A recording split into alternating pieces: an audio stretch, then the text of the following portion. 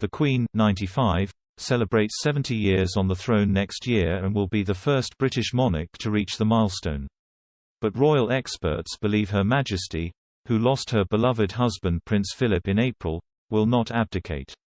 Royal historian Hugo Vickers highlighted the oath she made at her coronation in 1953.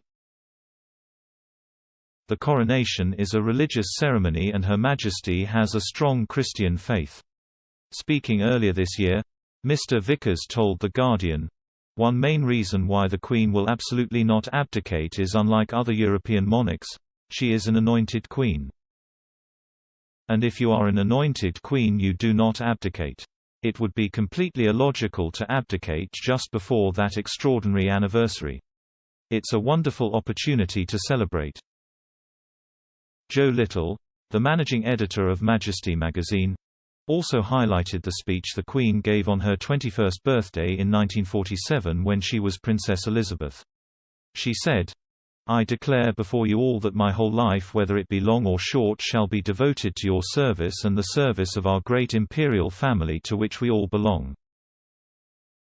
On whether the Queen will abdicate, Mr. Little said, "There has already been the handover of certain responsibilities, not least to the Prince of Wales in the last few years, and clearly that will continue. But as monarch, she will continue as long as she is physically and mentally able to do so.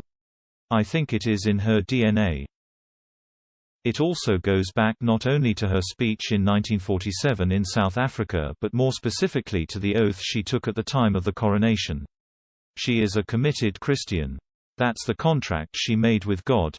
And I think something she feels can't be broken. It's just how she is.